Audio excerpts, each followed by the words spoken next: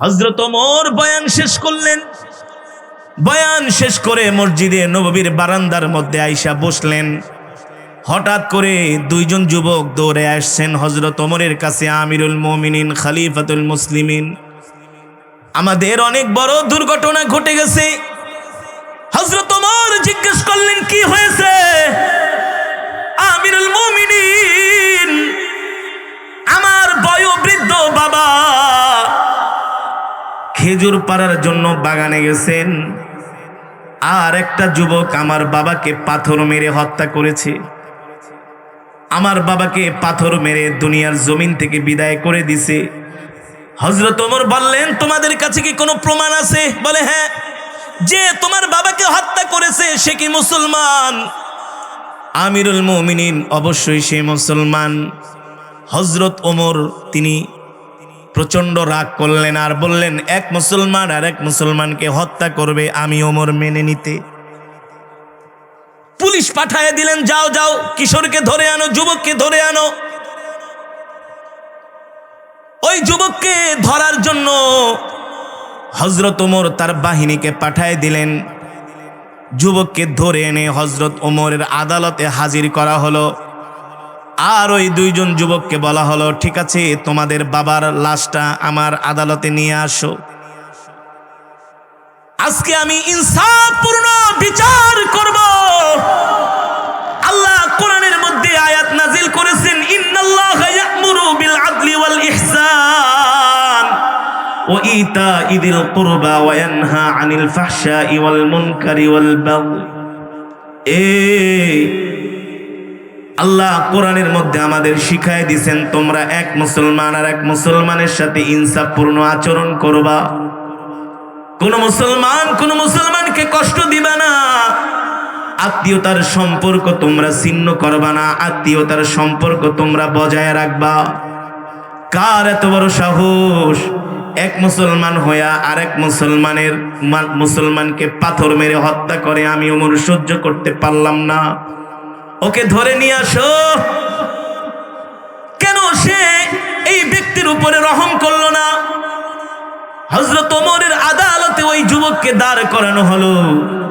আমিরুল মুমিনিন, খলিফাতুল মুসলিমিন যুবককে ডাক দিয়া বললেন, তাল আইয়ুহাস শাবাব, এ যুবক, তালহিনা, এদিকে আসো। তুমি কি এই যে লোক কাফনের কাপড় পরা, তাকে তুমি পাথর মেরে হত্যা করেছো? ওই যুবক কোনো মিথ্যার আশ্রয় নেয় নাই। সে ছিল মুসলমান। মুসলমান কখনো মিথ্যা বলতে পারে? নিজের শির চলে যায়, মাথা চলে যায়, তারপরও মুসলমান কোনোদিন মিথ্যা বলতে পারে না। বলে, আমিরুল মুমিনিন, আমি তাকে পাথর মেরে হত্যা করেছি। হযরত ওমর বললেন, তুমি অকপটে স্বীকার করলা, তুমি পাথর মেরে হত্যা করেছো। ওই যুবক বললেন, আমিরুল মুমিনিন, যদি আমি সত্য কথা না বলি, মিথ্যা কথা বলা, যদি আপনার আদালত থেকে আমি মুক্তি পাওয়া যাই, কাল হাসরের ময়দানে আমার আল্লাহ যখন বিচারকের আসনে বসবে, লিমানিল মুলকুল ইয়াউমা লিল্লাহিল ওয়াহিদিল কাহ্হার, হাসরের মাঠে আমার আল্লাহ হয়ে যাবে কাহ্হার। ওই হাসরের মাঠে আমি আল্লাহর আদালত থেকে মুক্তি পাবো না, ঠিক কিনা বলেন? আমিরুল মুমিনিন, আমি তাকে পাথর মেরে হত্যা করেছি, এটাই সত্য, এটাই চূড়ান্ত সত্য কথা। হযরত ওমর এই যুবকের ঈমান দেখে অবাক হয়ে গেলেন। কোনো মিথ্যা কথার আশ্রয় নেই না, আমি তাকে হত্যা করেছি। তবে আমিরুল মুমিনিন, আমি তাকে হত্যা করেছি, এর মধ্যে কিন্তু কারণ আছে। কি আছে? এমনি এমনি হত্যা করি নাই। হযরত ওমর বললেন, ঠিক আছে, কেন হত্যা করেছো? কারণটা বলো, রিজনটা বলো। ওই যুবক বললেন, আমিরুল মুমিনিন, আমি একজন এতিম সন্তান। ছোটবেলা আমার বাবা মারা গিয়েছে, আমার মা বিধবা, আমার ছোট একটা ভাই আছে। আমার ফ্যামিলি পরিচালনার জন্য, আমার ফ্যামিলির খরচ চালানোর জন্য, ইনকামের জন্য, উপার্জনের জন্য আমার ফ্যামিলিতে আর কেউ নাই।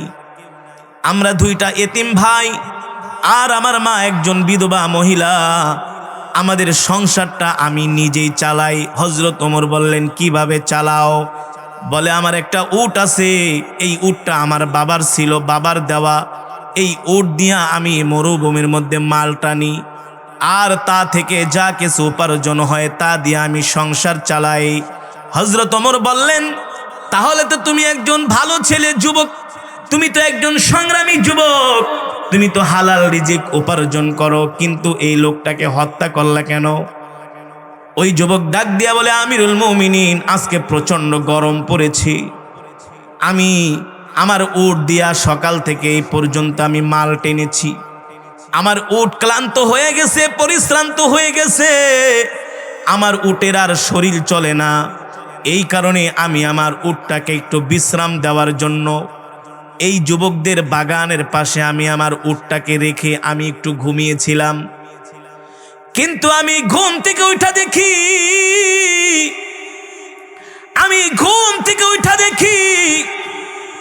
আমার উট রক্তাক্ত অবস্থায় জমিনের মধ্যে পড়ে আছে। আমার প্রিয় উটের এই অবস্থা দেখে আমি আর সহ্য করতে পারলাম না। বলে, তোমার উট রক্তাক্ত হলো, কারণটা কি? বলে, এই যে তার বাবা আমার উটের উপরে তিনি পাথর নিক্ষেপ করেছেন, আমার উটের চোখ দুটা অন্ধ হয়ে গেছে, চোখ দিয়া রক্ত পড়তেছে, আমার উট এই রক্তাক্ত অবস্থায় ছটফট করতেছে। এই দৃশ্য দেখে আমি আর সহ্য করতে পারি নাই, আমিও রাগের বশবর্তী হইয়া তার বাবার উপরে একটা পাথর মেরেছি। পাথরটা মেরেছি তাকে হত্যা করার জন্য না, পাথরটা মেরেছি আমি আর রাগ সংবরণ করতে পারি নাই, এই কারণে একটা পাথর মেরেছি কিছুক্ষণের জন্য, যাতে আমার রাগটা থেমে যায়। আমিরুল মুমিনিন, আমি বুঝতে পারি নাই এই পাথরের আঘাতে এই লোকটা মারা যাবে।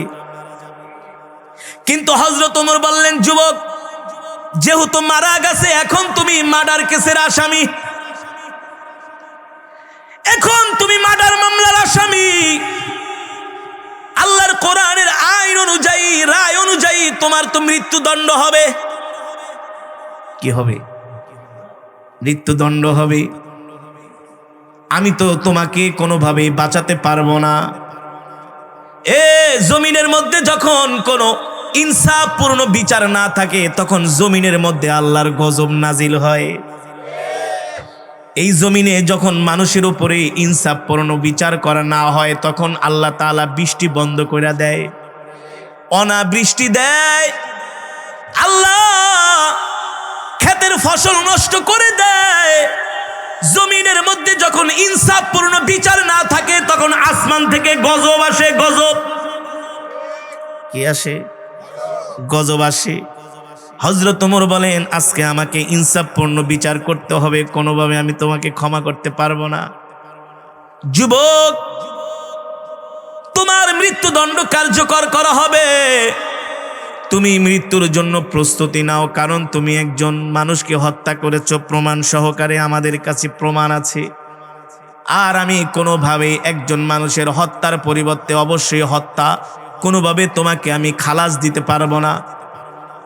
ওই যুবক দাঁড়ায় বললেন, আমিরুল মুমিনিন, আপনি আমার মৃত্যুদণ্ড কার্যকর করবেন, আমার কোনো আফসোস নাই, কোনো দুঃখ নাই, আমিও আপনার আইন বিচার মেনে নিলাম, তবে শর্ত হলো।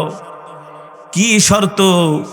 বললে, আপনি আমাকে 2 দিনের সময় দেন, আমি একটু বাড়িতে যাব, আমার কাছে কিছু মানুষ কিছু ঋণ পায়, ওই ঋণগুলো পরিশোধ করব, আর আমি আমার জনম দুঃখিনী মার সাথে শেষবারের মতো দেখা করে আসব, তারপরে আপনি আমার মৃত্যুদণ্ডটা কার্যকর করবেন।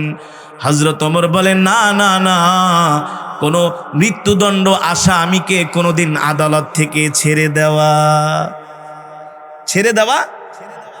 ওই যুবক বললেন, আমিরুল মুমিনিন, আপনি আমাকে বিশ্বাস করেন, আমি চলে আসব। এটা কি এই যুগে কোনোদিন সম্ভব? নির্দোষ আসামিদেরকেই তো আদালতে উঠানো হয় হেলমেট পরায়া, ঠিক কিনা বলেন? এর ভিতরে রশি বাইন্ধা। সে বলতেছে, আমিরুল মুমিনিন, বিশ্বাস করেন, আমি চলে আসব, 2 দিন সময় দেন। হযরত ওমর বললেন, না, 2 দিনের সময় দেওয়া যাবে না, তোমার মৃত্যুদণ্ড কার্যকর হবে। হযরত ওমর ওই মজমার মধ্যে অনেক সাহাবীরা বসা, আল্লাহ রসুলের জলিল ও কদর বড় বড় সাহাবীরা বসা। হযরত ওমর ওই সাহাবীদেরকে উদ্দেশ্য করে বললেন, এ সাহাবীরা, এই যে তোমাদের ভাই মৃত্যুদণ্ডের আসামি, তোমাদের মধ্যে কি এমন কেউ আছো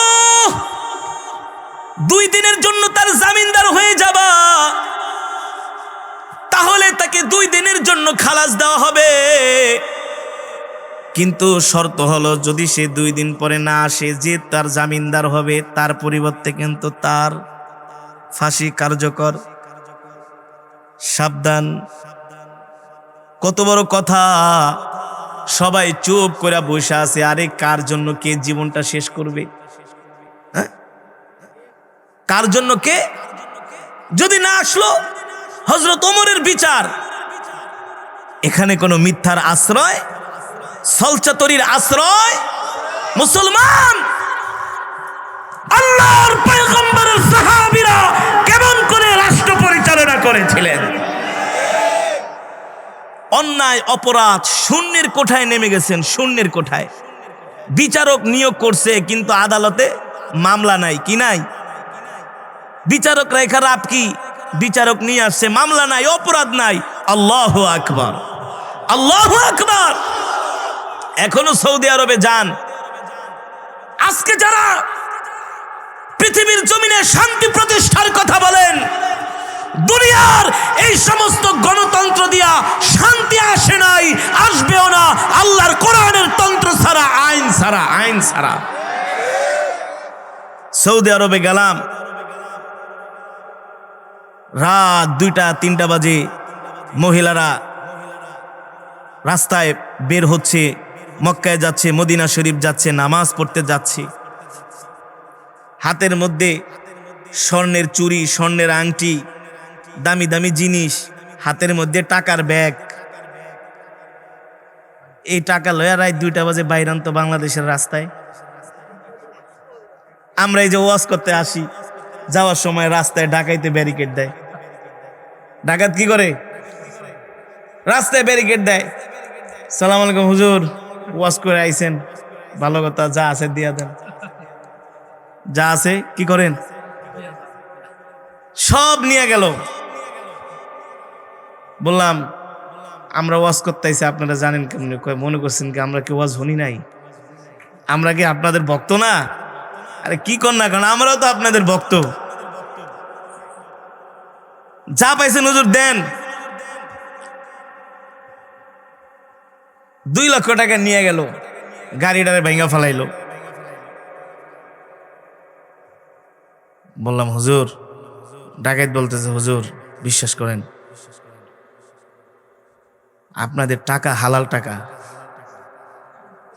আপনাদের টাকা হালাল টাকা, এই কারণে সব নিয়ে গেলাম, কিছু দেন। যান, আপনি হুজুর মানুষ দেখে 2000 টাকা দিলাম, নাস্তা নুস্তা খায় যায়েন গা।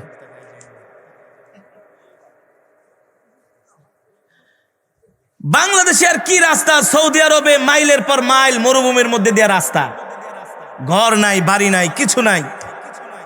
আছে একটা ডাকাতি? কোনো ডাকাতি নাই, কোনো চুরি নাই। আর আপনি 500 টাকার একটা নোট নিয়ে চুয়াডাঙ্গা থেকে বাসে ওঠেন, বাসে ওইটা গুলিস্তান ঢাকা যাইবেন, সায়দাবাদে না নামতে দেখবেন আপনি 500 শেষ। আর এই পকেটে মোবাইল রাখতে মোবাইলও শেষ। ঠিক কিনা বলেন? সৌদি আরবে আপনি 1 কোটি টাকা রাস্তা নিয়ে যদি আপনি হাঁটেন, রাত 3টা বাজে যায়, যদি মুদি দোকানকে বলেন ভাই একটা পলিথিন দেন তো, আমি টাকাগুলা ব্যাগের ভিতরে নিব, কেউ আপনার দিকে ফিরেও তাকাবে না। আর বাংলাদেশে 50,000 টাকার একটা ভান্ডিল লয়া দিনের বেলা রাস্তা দিয়া যান না, কব দোস্ত তাড়াতাড়ি মাল মূল্য রেডি ওই যে আইতাছে একজন, আসতেছে। সৌদি আরবে অপরাধ নাই। ইউরোপ, আমেরিকাতে হেড ক্রাইম হচ্ছে, মানুষদেরকে রাস্তার মধ্যে গুলি করে মেরে ফেলা হচ্ছে। সৌদি আরবে তেমন হেড ক্রাইম, গুলি করা, মানুষকে রাস্তার মধ্যে মারা, এগুলো তো সৌদি আরবে নাই। তোমাদের দেশে হয় কেন? তোমরা তো একেবারে গণতন্ত্রের মোড়ল, তোমরা তো এই সব অপরাধ বন্ধ করতে পারো না। সৌদি আরবে ঠিকই সব অপরাধ বন্ধ করেছে, দুনিয়ার কোনো আইন দিয়া না, একমাত্র আল্লাহর কোরআন দিয়া। ঠিক কিনা বলেন? তাদের আদালতে মিথ্যা চলে না, ঘুষ চলে না। কি চলে না? ঘুষ চলে না। কোন কে কার আত্মীয় আদালতে সেটা দেখে না। তার আল্লাহর কোরআন দিয়ে রাষ্ট্র পরিচালনা করে। ঠিক বাংলার জমিনে সারা পৃথিবীতে যদি প্রত্যেকটা মুসলমান রাষ্ট্রে যদি আল্লাহর কোরআন দিয়ে রাষ্ট্র পরিচালনা হতো, তাহলে এই দেশে মারামারি, কাটাকাটি, হিংসা, বিদ্বেষ, ইফটিজিং, ধর্ষণ, মানুষের অর্থ চুরি করা, ডাকাতি করা, কিছুই এই অন্যায় এই জমিনে থাকতে পারত না। পারত? হযরত ওমর কোরআন দিয়া রাষ্ট্র চালান। যুবককে বলতেছেন, তুমি যাবা, একজন জামিনদার বানায় যাও, তুমি না আসলে 2 দিন পরে তার ফাঁসি কার্যকর হবে। সব সাহাবীরা চুপ করে বসে আছেন। ওই যুবকের চোখ দিয়া জরজর করে পানি পড়তেছে। রাসূলের হাদিস, লা ইয়ারহামুল্লাহু মান লা ইয়ারহামুন নাস। ওই যুবক বলতেছেন, এই মজমার মধ্যে আমি তোমাদের ভাই, তোমরা যদি আজকে আমার প্রতি রহম না করো, তাহলে আমার প্রতি কে রহম করবেন? আল্লাহর নবী তো আমাদেরকে এই শিক্ষাই দিয়ে গেছেন। যুবকের চোখে পানি দেখে আল্লাহর পয়গম্বরের সাহাবী হযরত আবু যর গিফারি রাদিয়াল্লাহু তাআলা আনহু দাঁড়ায় গেলেন। আল্লাহু আকবার। দাঁড়ায় বললেন, আমিরুল মুমিনিন, এই যুবককে আপনি 2 দিনের জন্য সময় দেন, আমি তার জামিনদার হয়ে গেলাম। হযরত ওমর বলল, আবু যর গিফারি, কি বলো, ভালো করে চিন্তা কইরা বলো, যদি এই যুবক 2 দিন পরে না আসে, তার পরিবর্তে কিন্তু তোমাকে ফাঁসিতে লটকানো হবে। আবু যর গিফারি বললেন, আমিরুল মুমিনিন, কোনো সমস্যা নাই, এই যুবক যদি 2 দিন পরে না আসে, সে যদি তার ওয়াদা খেলাপ করে, আপনি আমাকে ফাঁসিতে ঝুলায়েন, আমার কোনো আফসোস নাই। এই দৃশ্য দেখা অমুসলিমদের চোখে পর্যন্ত পানি চলে আসছে। আরে আবু যর গিফারি করলোটা কি? নিজের জীবনটা শেষ করে দিল। এটা কি সম্ভব? একজন ফাঁসির আসামিকে এইভাবে নিজের জামিনদার হয়ে ছেড়ে দেয়? আবু যর গিফারি ওই যুবককে ডাক দিয়া বললেন, যাও ভাই, তুমি কোনো চিন্তা করো না, তুমি তোমার মার সাথে দেখা কইরা আসো, ঋণগুলো পরিশোধ কইরা আসো। আজকে হাসরের ময়দানে, আজকে যদি আমি তোমাকে এতটুকুন সাহায্য না করি, তোমার প্রতি দয়া না করি, হাসরের ময়দানে আল্লাহর নবীর কাছে আমি কি জবাব দিব? আল্লাহু আকবার। ওই যুবক চলে গেলেন তার মার সাথে দেখা করার জন্য। একদিন পার হয়ে গেল, 2 দিন গড়াচ্ছে, ঠিক সন্ধ্যার সময় ফাঁসির কার্যকর করা হবে।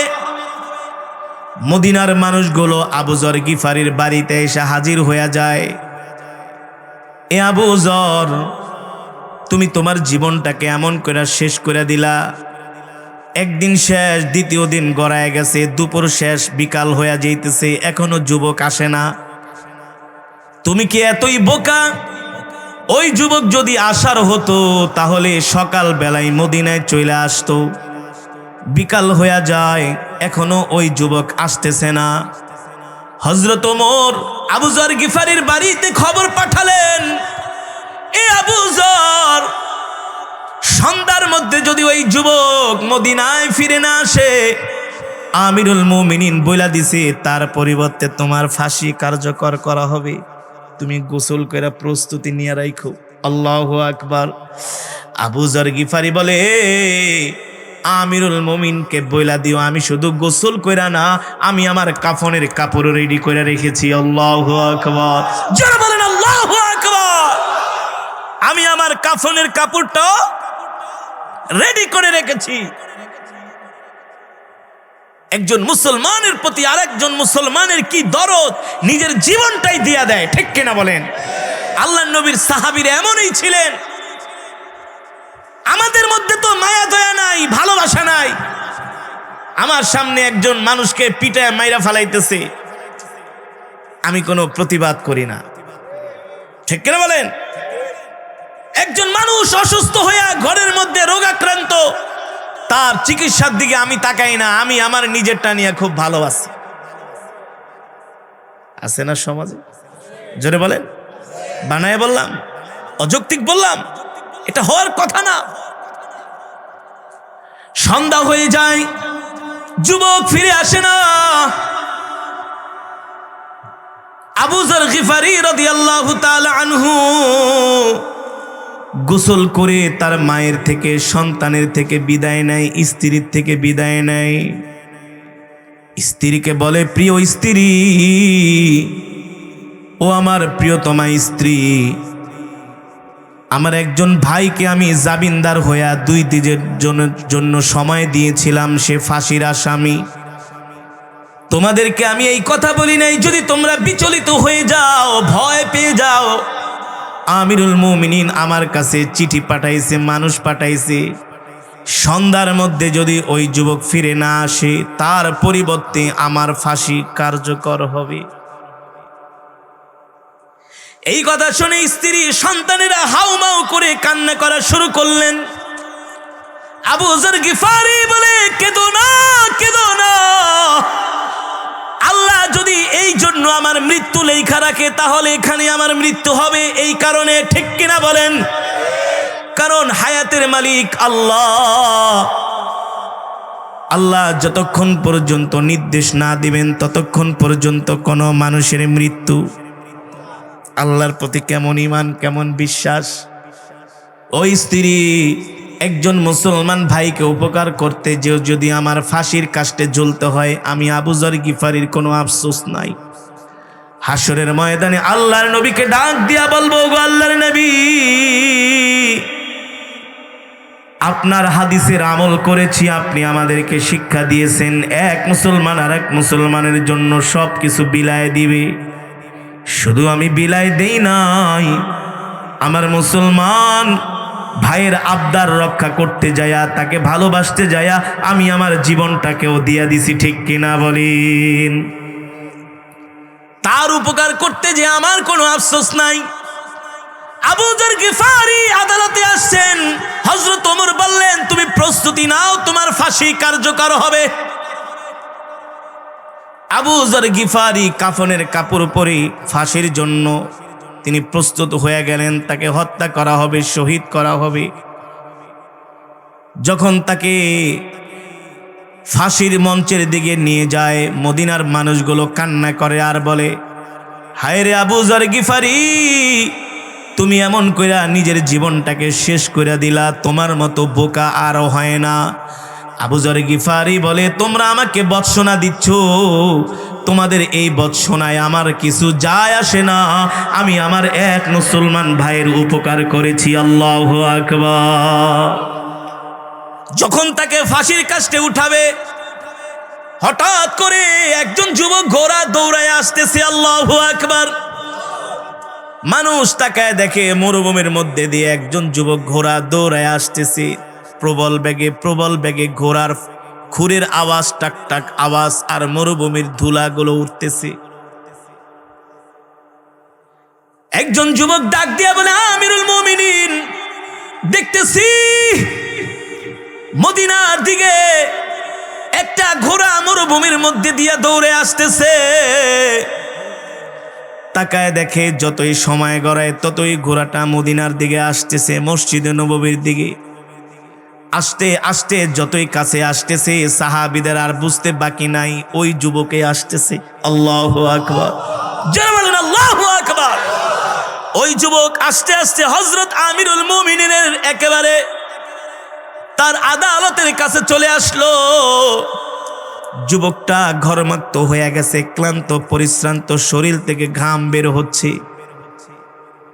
আমিরুল মুমিনিন ডাক দিয়া বলে, যুবক রে, তোমার তো আসার কথা ছিল সন্ধ্যার আগে, কিন্তু সন্ধ্যা হয়ে যায়, তুমি দেরি করলা কেন? ওই যুবক ডাক দিয়া বললেন, আমিরুল মুমিনিন, আমার কাছে একজন মুসলমান ভাই কিছু কর্জ পাইতো, আমি তার কাছে একটু ঋণ ছিলাম, কিন্তু আমি তাকে ঋণ দেওয়ার জন্য তার বাড়িতে গেছি, তাকে পাই নাই। তাকে আমি খোঁজার জন্য অন্য জায়গায় গিয়েছিলাম, সেখানে যে আমি তাকে খুঁজে পেয়েছি, আর খুঁজে পায়া আমি আমার ঋণগুলো পরিশোধ করছি, এই কারণে আমার দেরি হয়েছে, নইলে আমি আরো আগেই চলে আসতাম। আর আমরা কেউ যদি 50,000 টাকা কোন রকম হাওলাত নিতে পারে, হাওলাত নেওয়ার আগে একেবারে দোস্ত বন্ধু, তুমি এইটা তুমি খুব ভালো, বাড়িতে মিষ্টি নিয়ে আহে, আম নিয়ে আহে, রসগোল্লা নিয়ে আহে, টাকা নেওয়ার। আর যেই দিন টাকা দেওয়ার ডেট, মাশাল্লাহ, আর ফোন ধরে না। টাকা চাই দোস্ত, টাকা দিবা, আজকে ডেট। বৈশা আছে চুয়াডাঙ্গায়, ডাকবাংলার পাশে চার দোকানে বসে চা খায়, দোস্ত টাকা তো দেওয়ার ডেট ছিল, আমি তো গাড়িতে ওইটা ঢাকায় আয়া পড়ছি, অথচ বৈশা আছে কিন্তু চুয়াডাঙ্গায়। কোথায়? চুয়াডাঙ্গায়। মুসলমান, আল্লাহ রসুলের সাহাবীদের থেকে শিখো, ফাঁসির আসামি। তারপরও আরেক মুসলমান থেকে কর্জে হাসানা আনছে, ঋণ আনছে, সে ঋণ না দিয়ে সে ফাঁসির কাছে যাবে, আল্লাহর কাছে তো জবাব দিতে হবে। সেই ভয়ে তাকে খোঁজার জন্য বাড়িতে গেছে, পায় নাই, খুঁজতে খুঁজতে অন্য এলাকায় চলে গেছে। আল্লাহু আকবার। কেমন চরিত্র তাদের, কেমন আখলাক ছিল। আমিরুল মুমিনিন, আমি আমার ঋণ পরিশোধ করার জন্য এই দেরিটা হয়েছে, নইলে আরো আগে চলে আসতাম। আল্লাহু আকবার। ওই যুবককে আমিরুল মুমিনিন বললেন, এবার তুমি আবু যরের শরীরে যে কাফনের কাপড় আছে এটা তুমি পরো, কারণ তার মৃত্যুদণ্ড কার্যকর হবে। যুবক ওই কাফনের কাপড় গায়ের মধ্যে জড়াচ্ছেন। এই দৃশ্য দেখে আবু যর গিফারির চোখ দিয়া পানি পড়তেছে। আবু যর গিফারি তাকায়া তাকায়া বলে, ভাইরে, তুমি ফাঁসির আসামি, তোমার ফাঁসি কার্যকর হবে, কিন্তু আমি তো তোমার জন্য জামিনদার হইছিলাম, তুমি চলে আসছো, তোমার এই ফাঁসি কার্যকর হবে। এই দৃশ্য দেখে হযরত আবু যর গিফারির চোখে পানি। আমিরুল মুমিনিন ডাক দিয়া বললেন, আবু যর গিফারি, তোমার চোখে পানি, তুমি কি ভাবতেছো? আমিরুল মুমিনিন, আমার এই ভাইয়ের ফাঁসি হয়ে যাবে, এই কষ্ট আমি সহ্য করতে পারি না। হযরত ওমর ডাক দিয়া বললেন, আবু যর গিফারি রে, তুমি কেন তার 2 দিনের জামিনদার হইলা? যদি সে না আসতো তাহলে তো তার পরিবর্তে তোমার ফাঁসি কার্যকর হইতো। তুমি এত বড় রিস্ক তুমি তার জন্য কেন নিলা? আবু যর গিফারি ডাক দিয়া বলেন, আমিরুল মুমিনিন, আল্লাহর নবীর হাদিস, এক মুসলমান আর এক মুসলমানের বিপদে এগিয়ে যাবে, ঠিক কিনা বলেন? এক মুসলমান আর এক মুসলমানকে সাহায্য করবে। নবীজি তো আমাদের এই শিক্ষা দিয়ে গেছেন। হাসরের ময়দানে আল্লাহর নবী যদি জিজ্ঞেস করেন, আবু যর গিফারি, দুনিয়ার জমিনে তুমি তোমার এই ভাইয়ের কেন সাহায্য করলা না, তার জামিনদার কেন হইলা না? আমি হাসরের ময়দানে আল্লাহর নবীর কাছে আমি কি জবাব দিব? এই কারণে আমি এই ফাঁসির আসামি, আমার ভাইয়ের 2 দিনের জন্য আমি জামিনদার হয়ে গেছিলাম। শুধু জামিনদার না, আমার ভাই যদি না আসতো, প্রয়োজনে আমি তার জন্য আমার জীবনটাও দিয়া দিতাম। আল্লাহু আকবার। জোরে বলেন আল্লাহু আকবার। আবু যর গিফারি রাদিয়াল্লাহু তাআলা আনহু বলেন, আমিরুল মুমিনিন, হাসরের ময়দানে আমি আল্লাহর নবীর সামনে কিভাবে মুখ দেখাইতাম? নবী যদি জিজ্ঞেস করতেন, এ সাহাবী, আমি তো সাহাবীদের জন্য কত মার খাইছে উম্মতের জন্য, কিন্তু তোমরা এক ভাইয়ের সাহায্য করতে পারলা না, এই কারণে আমি তার জামিনদার হয়ে গেছি। পাশে ওই 2 জন যুবক দাঁড়ানো, যার বাবাকে পাথর মেরে কি করছে? হত্যা করছে। ওই যুবক এই দৃশ্য দেখা আমিরুল মুমিনিনকে বলল, আমিরুল মুমিনিন থামেন থামেন, কিছু কথা আছে আপনার সাথে। কি কথা? বলে আবু যর গিফারি ফাঁসির আসামি, এই ভাইয়ের জামিনদার হয়ে গেছে।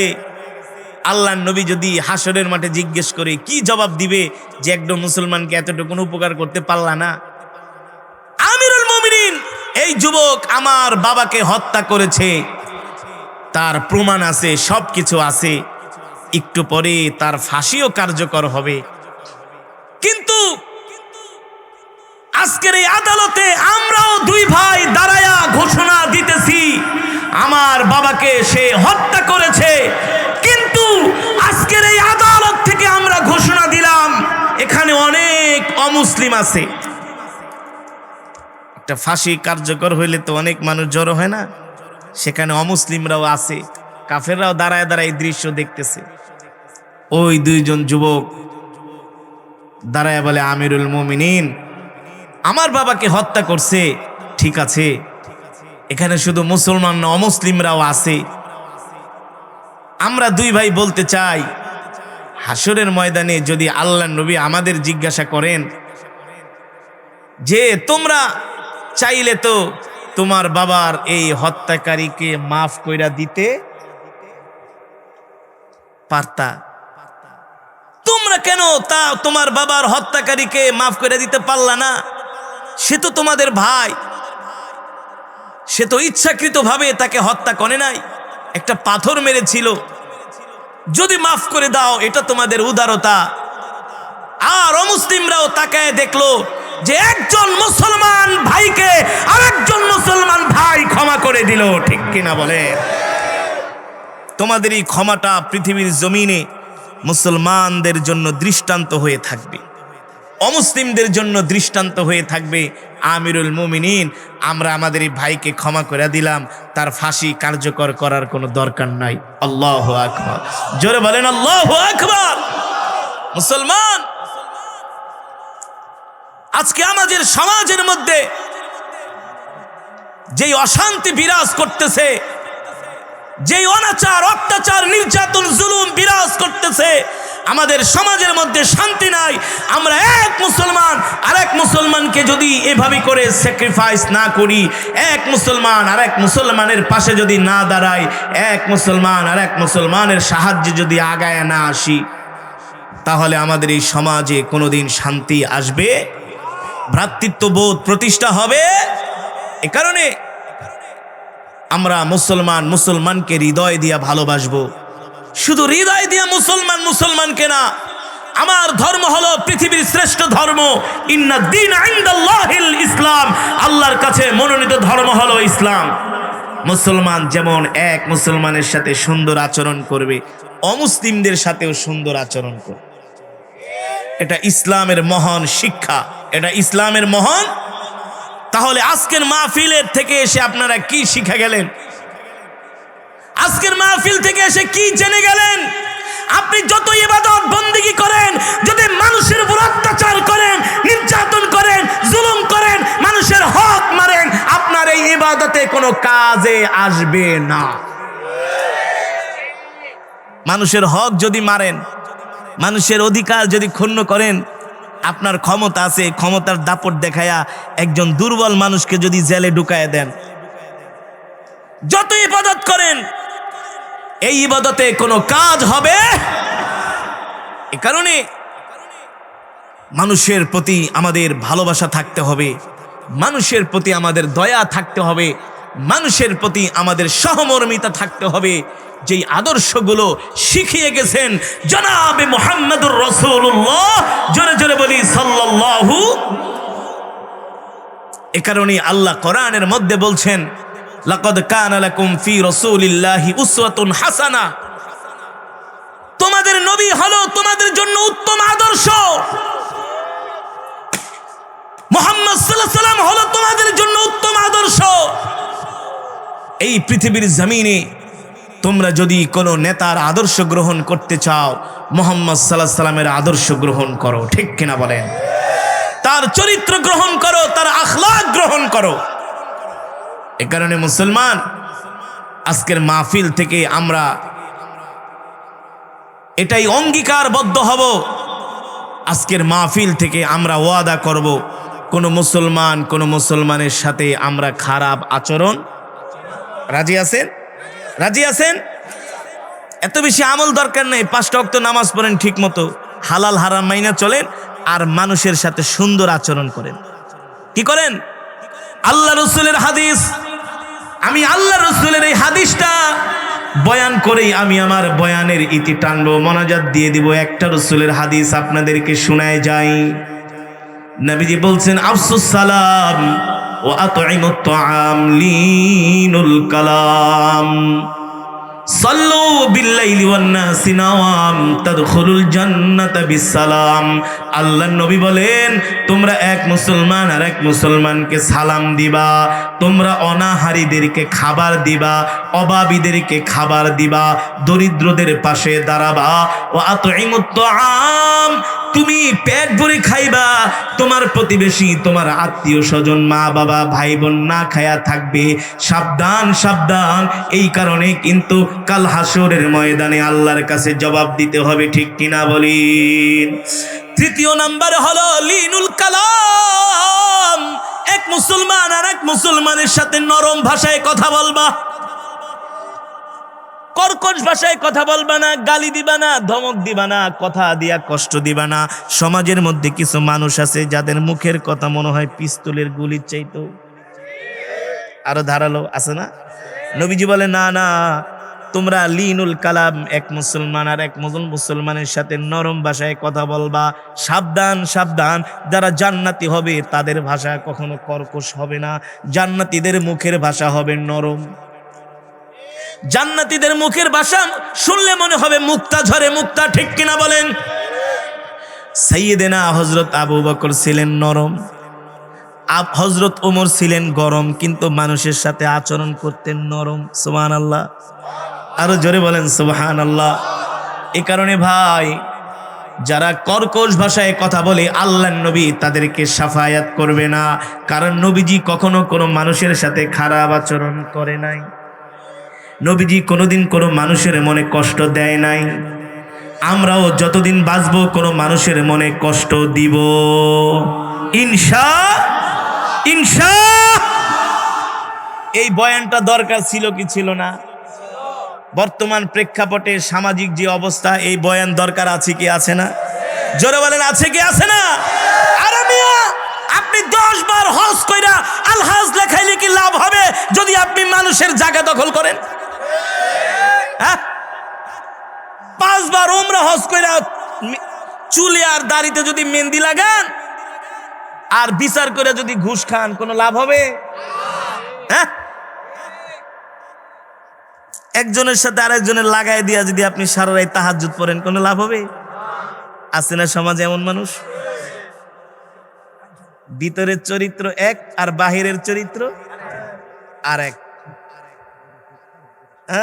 উপরে ফিটফাট, ভিতরে একেবারে গাবতলি, ঠিক কিনা বলেন? না, সাবধান, জান্নাতি মানুষ কখনো কর্কশ ভাষী হবে না। সাবধান, যারা জান্নাতি হবে তারা হবে নরম তরম। যেমন আলেমরা কি নরম কোমল হৃদয়ের অধিকারী, আলেমদেরকে গালি দেয় তারপরে কোনো প্রতিবাদ করে না, হ্যাঁ, মারে তারপরে কোনো প্রতিবাদ করে না। কেন করে না? আল্লাহর নবী শুধু ক্ষমা করেছেন। কি করেছেন? ক্ষমা করেছেন। 63 বছরের জিন্দিগিতে মুসলমান তো দূরের কথা, একজন কাফেরও বলতে পারবে না আমার নবীর কোনো মুখের কথায় কোনো কাফের কষ্ট পেয়েছে। এই তো রাসূলের আখলাক, এই তো রাসূলের চরিত্র। আর আপনি মানুষের সাথে সুন্দর আচরণ করেন, পজিটিভ আচরণ করেন, স্যাক্রিফাইস, ক্ষমা করার টেন্ডেন্সি আপনার মধ্যে আনেন, দেখবেন কোনোদিন আপনার সাথে কারো ঝগড়া লাগবে না। একজন খারাপ মানুষকে আপনি আগে আগে সালাম দেন, যদিও এটা খুব কঠিন, যদিও কি ও গাড়ি রাখি ঢাকাতে, তো আমার পাশে আরেকজন গ্যারেজ গাড়ির মালিক গাড়ি রাখে, সে একজন পীরের মুরিদ, কঠিন পীরের মুরিদ। সে খালি শুনছে যে এই হুজুর, এটা হুজুরের গাড়ি। সে আবার আলেমদের দেখতে পারে না। সে আলেমদের কি, আমিও গাড়ি নিয়ে ঢুকে, সেও ঢুকে, আমার দিকে এমন করে তাকায়। তা আমি মনে মনে ভাবলাম, মিয়া তুমি শুধু থাকো বাংলাদেশে আর আমি সারা বিশ্ব ঘুরি, আমার চেয়ে তোমার অভিজ্ঞতা কোনোদিনই কি বেশি না। আমি ডেলি হাজার হাজার লাখ লাখ মানুষকে বয়ান করে শোনাই নাকি? তুমি একটা বিজনেসম্যান, একটা গার্মেন্টসের ব্যবসা করো, তুমি নিজেকে এত বেশি ভাব দেখাও, এমন করো সেমন করো, মানে দেখতেই পারে না আলেমদেরকে। তা আমি চিন্তা করলাম এটারে সোজা করতে হইব। ঝগড়া কাজে করে সোজা করা যায়? খারাপ আচরণ দিয়ে সোজা করা যায়? আমি দেখলে খালি বলি আসসালামু আলাইকুম বড় ভাই, ভালো আছেন? প্রথম দিন সালাম দেই, পাত্তাই দেয় না, গাড়িতে ওইটা জায়গা। পরে তার ড্রাইভার বললাম, কে তোমার স্যারের সালাম দিলাম। কয় হুজুর স্যার আপনারে পছন্দ করে না। কয় কেন? কয় হ্যাঁ একজন পীরের মুরিদ তো, হ্যাঁ আর মুরিদ ভাই স্যার আর কাউরে হ্যাঁ পছন্দ করে না। আমি বললাম, বেটা আমি তো কোরআনের কারি, কোরআনের হাফেজ, আমাকে তো আরো বেশি পছন্দ করা দরকার। চলে গেছে। আবার দেখা হয় না, মাঝে মাঝে দেখা হইলেই ভাই আসসালামু আলাইকুম, ভাই কেমন আছেন, ভালো আছেন? 2 দিন 3 দিন সালাম দেওয়ার পরে একটু নরম হয়েছে। কি হয়েছে? একটু নরম হয়েছে। লাইনে আসতেছে, সালাম দিতে থাকলাম। প্রায় 6 মাস 1 বছর মেহনত করার পরে আলহামদুলিল্লাহ এখন আমি তাকে সালাম দিব তো দূরে কথা, সে আমাকে দেখলে আগেই সালাম দেয়। আল্লাহু আকবার বলেন। পরে একদিন আইসা মোবাইলে, হুজুর হুজুর এটা কি আপনি? আমি বলি মানে? হুজুর এই তেলাওয়াত কি আপনার? আমি বলি আপনার কি মনে হয় মিলান? হুজুর আমি তো ওই তেলাওয়াতটা দেখা সারা রাত কালকে শুনছি, আর মনে মনে ভাবছি যে হুজুর কোন সময় গ্যারেজে আইব, হুজুরের সাথে দেখা হইলে আমি সাক্ষাৎ করব। আমি বলছি ভাই আমি তো ওমরায় গেছিলাম, আপনার জন্য খেজুর আর জমজমের পানি হাদিয়ে নিয়ে এসেছি। কোন কি হুজুর? আমি বলি হ্যাঁ বাসায় আছে। তাকে খেজুর জমজমের পানি হাদিয়া দিলাম। এখন তার সাথে আমার এত একটা গভীর সম্পর্ক, আমি তো 2-3 দিন পরে অনেক সময় ঢাকায় যাই ওয়াজ করে। আগে দারোয়ানরা জিজ্ঞেস, ওই হুজুর কই, হুজুর ভালো আছে, হুজুর আসে কোন সময়, আমার সালাম দিও, আমার কি করো। এটা রাসূলের আখলাক।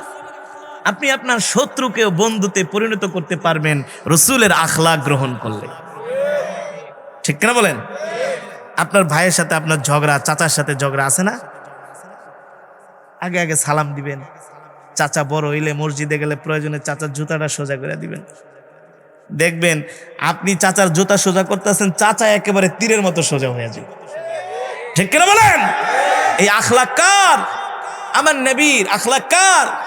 আমার নবী শিক্ষা দিয়ে গেছেন লিনুল কালাম, নরম ভাষায় কথা বলো, কর্কশ ভাষায় কথা বলো না, সুন্দর আচরণ করো, সুন্দর আখলাক দেখাও।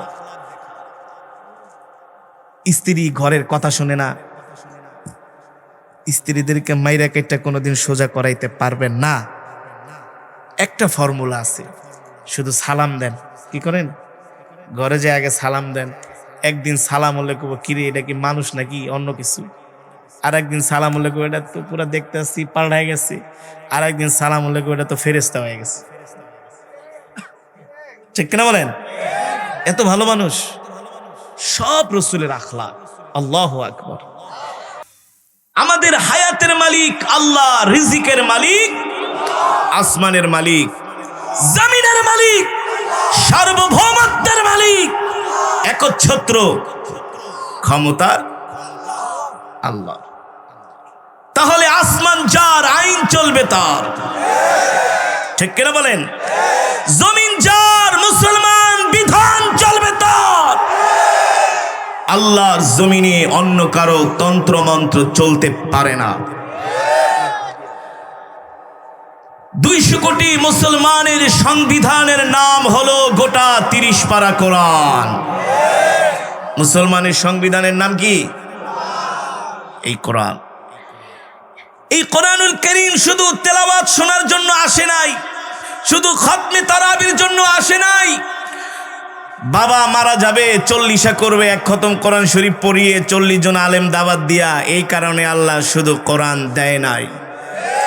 আল্লাহ কোরআন দিয়েছে আল্লাহর জমিনে, আল্লাহর কোরআনের আইন অনুযায়ী চলতে হবে।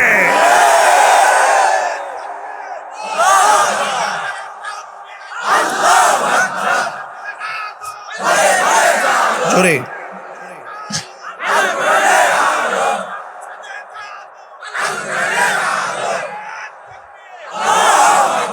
মুসলমান সারাদিন মোবাইল ইউজ করে সন্ধ্যার সময় যখন ঘুমাইতে যান, রাত্রবেলা মোবাইলের পিছন দিয়া কি ঢুকান?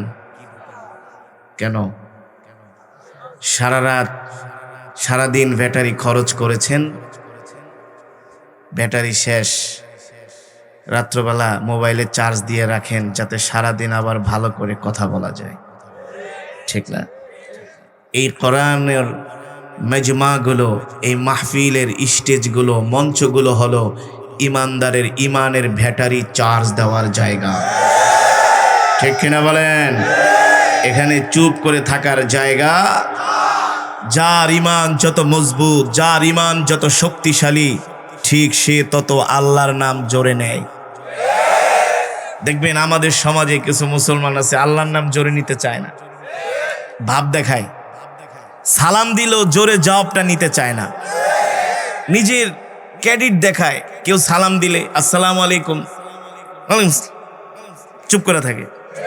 কি করে থাকে? অথচ রসুলের সুন্নাহ হলো কেউ যদি সালাম দেয় হাসি মুখে উত্তর দেওয়া, ওয়ালাইকুম আসসালাম ওয়া রাহমাতুল্লাহি ওয়া বারাকাতুহু। আমি হ্যাঁ আছে অনেকে কর্মচারী সালাম দিলে, দারোয়ান সালাম দিলে নিতে চায় না, আস্তে করে উত্তর দেয়।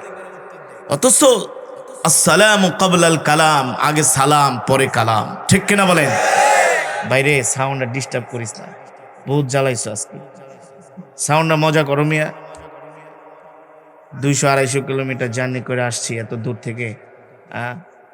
আমি আজকে তেলাওয়াতে যে এনার্জি খরচ হলো এটা দিয়ে 5 প্রোগ্রাম করতে পারতাম। আমার তো হিসাব করে চলতে হয়, বুঝো নাই?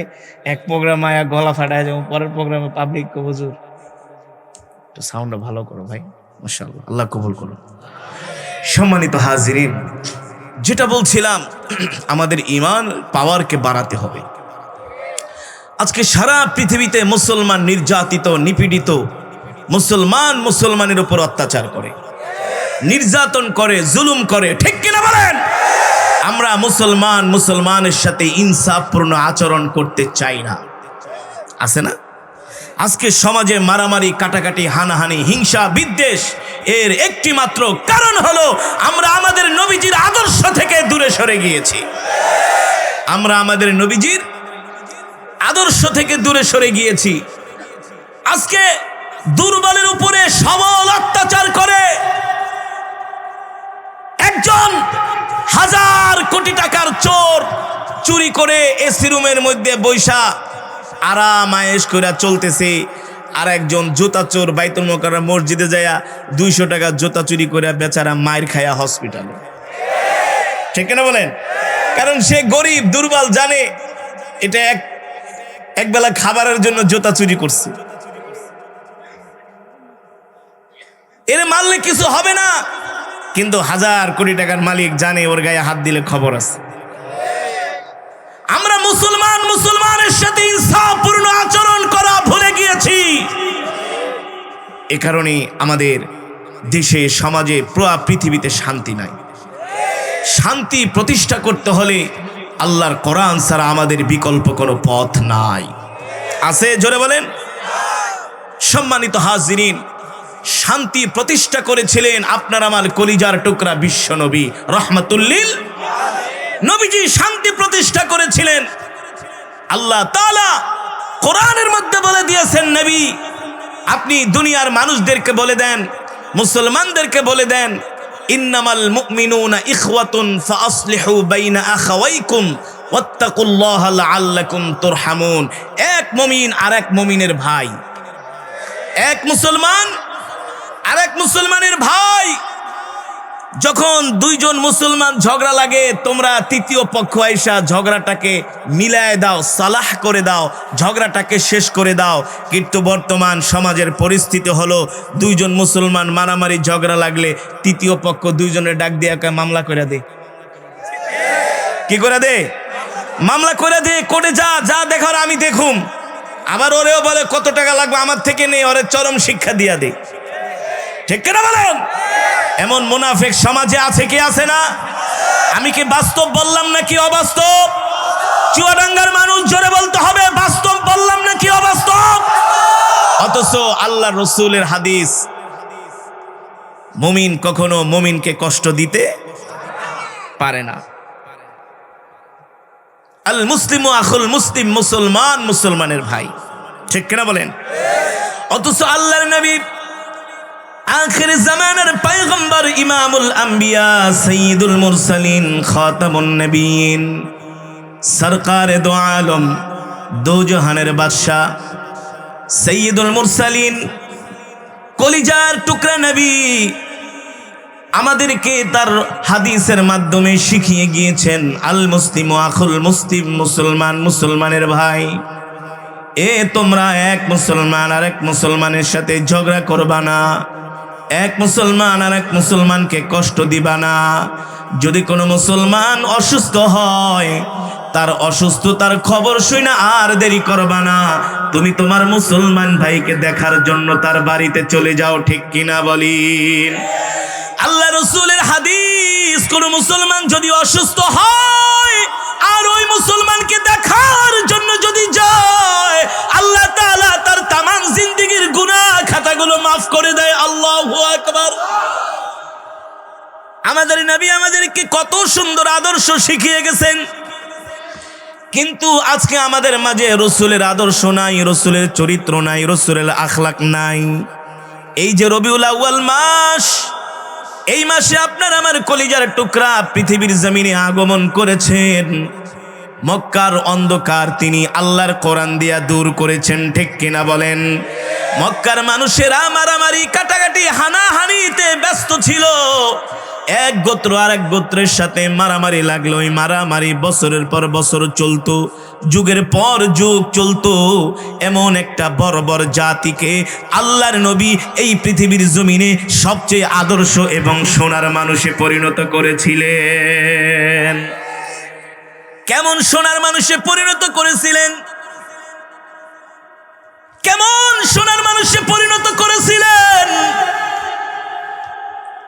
আরবের জাহিলিয়াতের বর্বর মানুষগুলো, যাদের ছিল নিত্যদিনের কাজ ডাকাতি করা, জিনা করা, চুরি করা, ব্যভিচার করা, ধর্ষণ করা, মহিলাদেরকে দেখলে জোরপূর্বক তাদের ইজ্জত ছিনিয়ে নেওয়া, সম্ভ্রম ছিনিয়ে নেওয়া। এক মহিলা পাদদেশ দিয়ে পাহাড়ের চূড়া দিয়ে হেঁটে যাচ্ছে, দুইজন যুবক দাঁড়ায় আছে। যুবকদেরকে দেখে ওই বোন জোরে দৌড় শুরু করলেন। ওই দুইজন যুবক ওই বোনকে ডাক দিয়া বলেন, ইয়া উখতি, ও আমার বোন, কিফ কিফ, থামো, তুমি এত জোরে জোরে দৌড়াচ্ছ কেন? কারণ কি? ওই বোন ডাক দিয়া বলল, তোমরা আরবের যুবকগুলো অনেক খারাপ, তোমাদের চরিত্র ভালো না, তোমরা মেয়েদের চরিত্র নষ্ট করো, সম্ভ্রম নষ্ট করো, ইজ্জত নষ্ট করো। তোমাদের কাছে আরবের মহিলারা নিরাপদ নয়, তাদের ইজ্জত নিরাপদ নয়, জানমাল নিরাপদ নয়। এই কথা শোনার পরে দুইজন যুবক ডাক দিয়া বললেন, ও বোন, ইয়া উখতি তালহিনা, এদিকে আসো, তুমি ঠিকই বলেছ। আগে আমরা মহিলাদের ইজ্জত নষ্ট করতাম, সম্ভ্রম নষ্ট করতাম, কিন্তু তুমি জানো না, এই আরবের বুকে, এই মক্কার বুকে একজন রহমাতুল লিল আলামিনের আগমন ঘটেছে। আল্লাহু আকবার। বলে, রহমাতুল লিল আলামিনের আগমন ঘটেছে, তাতে কি হয়েছে? দুইজন যুবক ডাক দিয়া বলে, বোন, কি হয়েছে? এই মক্কার জমিনে ঘটেছে। আল্লাহু আকবার। কিসের বিপ্লব? বলে দ্বীনের বিপ্লব, আমাদের চরিত্র ভালো করার বিপ্লব। আল্লাহু আকবার। বলে তোমাদের চরিত্র কি আগের চেয়ে ভালো হয়েছে? বলে শুধু আগের চেয়ে আমাদের চরিত্র ভালো হয় নাই, আগের যুবক আমরা নাই, আমাদের সকলের চরিত্র, আমাদের সকলের আখলাক নবীওয়ালা আখলাক হয়ে গিয়েছে। আল্লাহু আকবার। বলে কেমন আখলাক?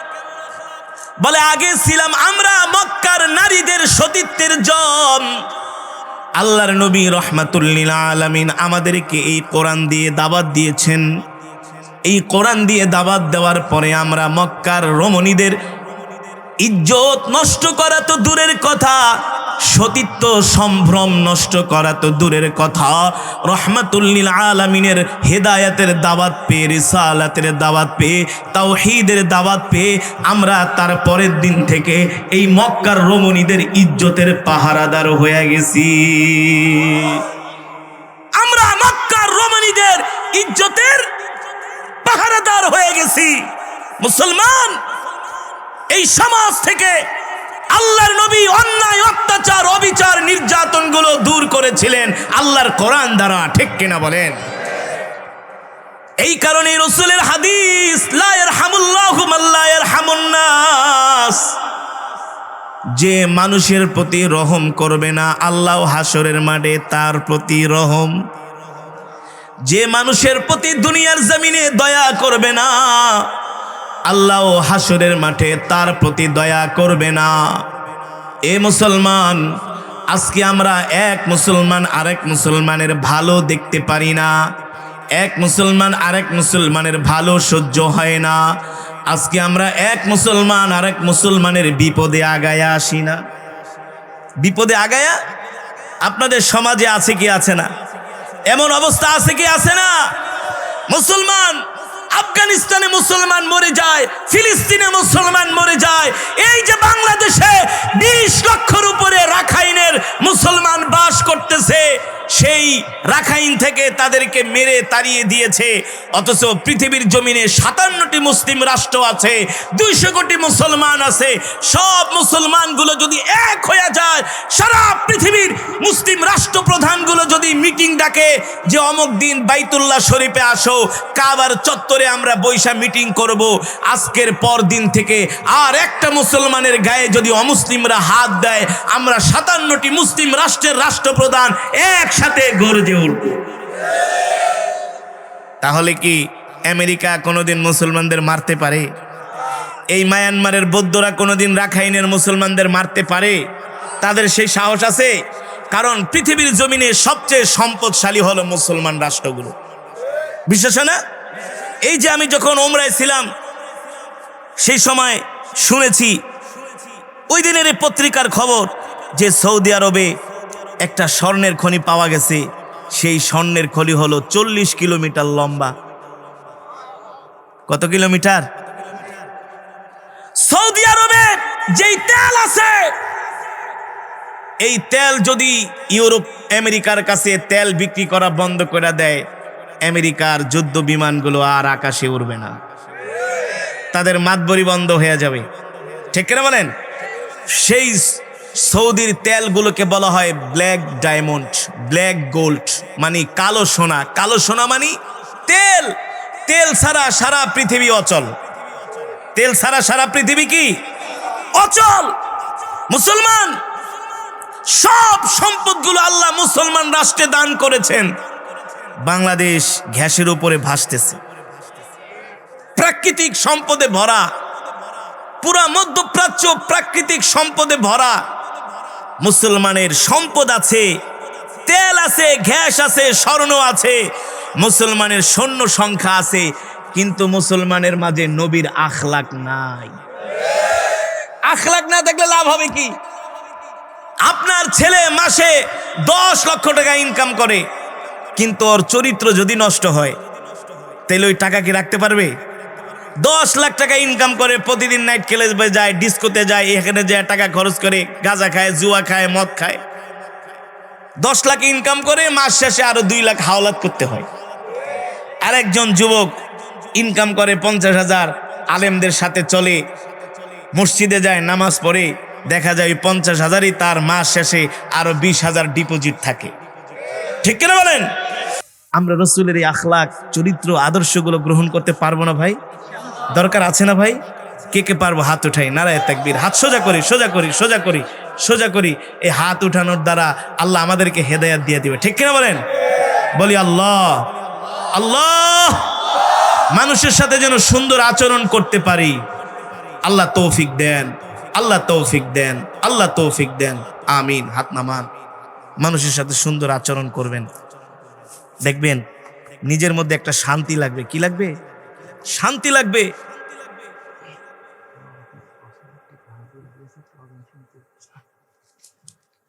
হ্যাঁ, শান্তি লাগবে নিজের মধ্যে, ইবাদতে মজা লাগবে।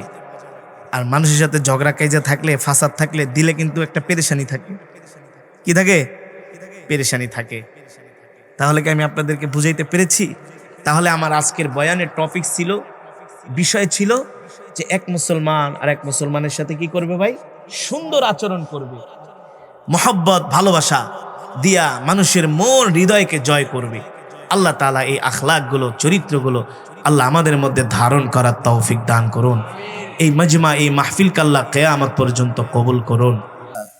সকলে দুরূদ শরীফ পড়ি। আল্লাহুম্মা সাল্লি আলা মুহাম্মাদ ওয়া আলা আলি মুহাম্মাদ কামা সাল্লাইতা আলা ইব্রাহিম ওয়া আলা আলি ইব্রাহিম ইন্নাকা হামিদুম মাজিদ। আল্লাহুম্মা বারিক আলা মুহাম্মাদ ওয়া আলা আলি মুহাম্মাদ কামা বারাকতা আলা ইব্রাহিম وعلى آل إبراهيم إنك حميد مجيد سبحان الله وبحمده سبحان الله العظيم।